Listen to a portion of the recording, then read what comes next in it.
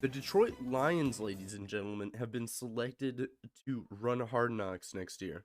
That's right, none other than MCDC, the one and only kneecap breaker himself, will be hosting Hard Knocks. Let's The Lions take a will be look. on Hard Knocks this year, AJ. So not only does Detroit win the draft in 2024, edging out Green Bay, Kansas City, and I forget DC. who else, DC. So they gave Detroit the draft over those three cities. I guess they were in there. I don't know how they pick who gets the draft, who doesn't get the draft. Is that money? I don't know. And they also get Hard Knocks coming up. Let's go.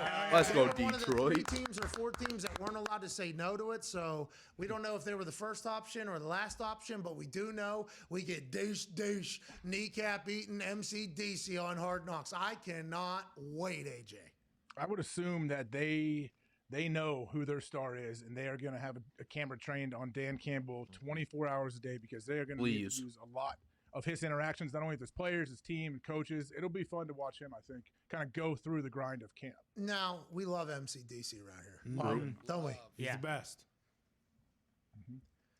Is he going to make us a show or not? Are we going to live lion? Oh, Like, are we getting guest speakers? Oh, yeah, Are we're getting a live Is he lion. really, trying to sell the brand a little bit? Or are we getting, hey, I'm trying to win more than 2 games or whatever? As long as we get MCDC uncensored, because I feel like he Hey, why not both?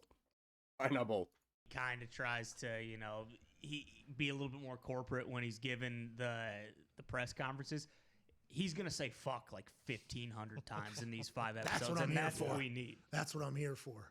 What if there was a little baby lion walking around with us? that'd be incredible. Oh, come on, dude. Hopefully that lion awesome. lives a good life and not I mean, that'd be tough. I'm sure Pete will come after him, but that would be cool. He doesn't care. Maybe you guys could get on it. I mean, Not worried. huh?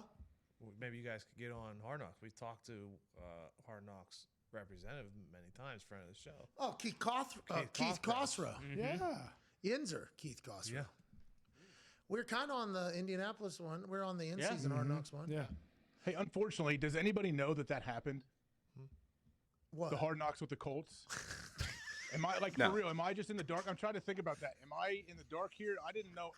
I wouldn't have known if you didn't tell me, but, and I'm sure it was very compelling stuff, but I don't know why no one talked about it or no one ever mentioned it. Okay, so I don't think you're coming from a genuine spot because you said you let off that entire thing. Unfortunately, so you already had your mind made up that you were not I've asking. thought about this over the last couple of weeks. I think we were talking about it on the show at some point, and I remember sometime during the day, I was like, did that really happen? I remember watching the clip of Frank Reich hearing that Quentin Nelson had COVID. I'm like, that was very cool. Why is that the only thing I've super ever seen cool. from that show? So them not making the playoffs really. Yeah, that killed it. Because I think they were thinking we're going to the playoffs here. And the Colts obviously were. I'd assume Hard Knocks they told us they were going the entire way. However far the Colts went, they went. So I think it ending in Clown Town the way it did and everything, like I think it didn't Was get as much hype and perfect. buzz. But that's like, I'll compare It it ended to the perfect way. like the NBA or NHL.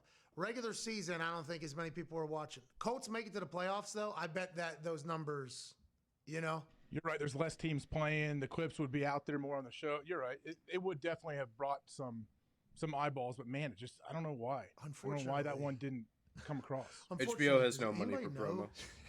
promo. I just start thinking too, like if I start asking random people about it, I don't know if they knew it happened. Yeah, in Ohio, though, it's a college football place, right? Yeah, but it's a football place for sure. You're right, and that is something that football people do. I enjoy Everyone loves behind the scenes. We all love seeing behind the scenes stuff. for everything. Yeah. True. And the Colts turnaround, like they started 3-5. So when the Hard Knocks actually started, they weren't that great, and then you got to see them turn their season Yeah, completely. like compelling storylines. Yeah, like throughout a that great time. story. I feel like during the season, it's hard Bet to nobody focus watched. on anyone other than the team that you root for. Like, you could be like, oh, Colts Hard Knocks, that's probably really cool for their fans, but I'm too busy focused on my team right now. Yeah, let me know when the Steelers get it. Yeah, who do you think is going to get it this year? The in season? Yeah, Well, it's going to be a team that has high aspirations. a lot of Pro Bowlers. What if it's Buffalo Bills?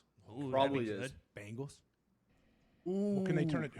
Can they all turn it down? Give me the Bengals. I don't know. Like how the Colts say yes, just because they were like, yeah, this would be cool. If I was the owner GM, I'd probably do it. Well, owner probably always wants it, right?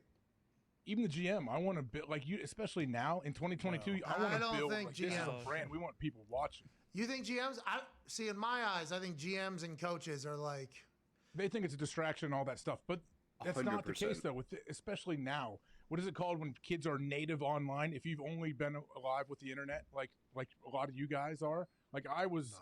I guess I was alive before the internet. Really, the internet was out, but I didn't really use it back in the day when I was a young kid.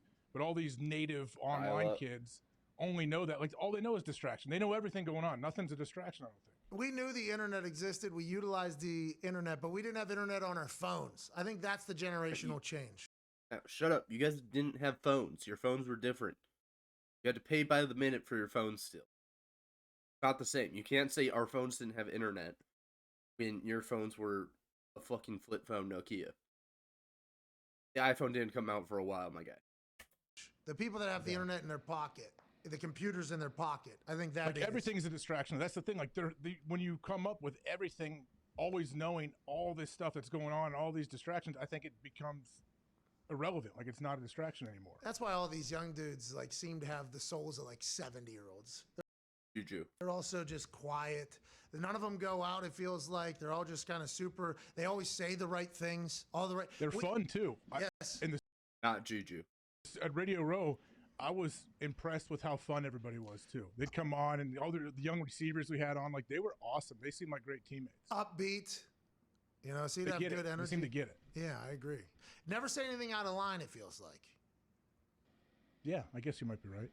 Except when Justin Jefferson was on the field and yelled at Kirk Cousins that one time. Yeah, but then we asked him about it. He was like, I don't remember that. Which, great answer. Yeah. Great Genius. Which is a comedic way to answer something. It's just, yeah, I mean, we could dive into that as an entire society thing, but these youngins, feels like they're equipped to handle the modern pressures better than a lot of people who didn't have it their entire life. Well, and it probably makes sense too, like not wanting to step out of line because they know, like, hey, anything that I say that is out of line, like someone's gonna capture that, I'm gonna and I'm gonna have Literally. to answer for it immediately. Yeah. Genuinely true.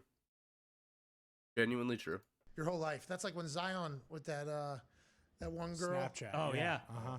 Like every human on earth at the time was Snapchatting with people. Zion snaps to a girl that's blown up publicly. Guy can't even try to date somebody. He's 18 years old. That thing. So he'll never do anything like that ever again. No. Probably ruined from it.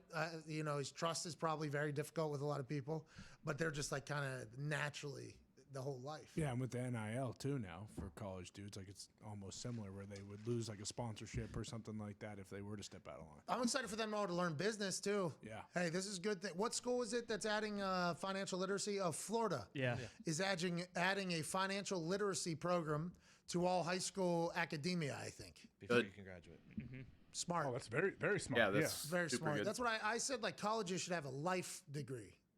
Literally no one's against that, I feel like.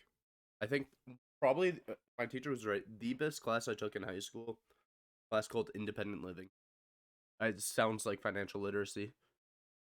You know, like just, all right, here's taxes, here's money, here's networking, here's social media, here's how your banks work. They do that now. I think like a lot of football programs actually do that. Like Ohio State, I think they call it Real Life Wednesdays, where they bring in different like CEOs and business people, and then they let the players. They have networking events. They go intern at different places. I know at least at Ohio State they do that, and they do it all over the place. That should be an entire degree.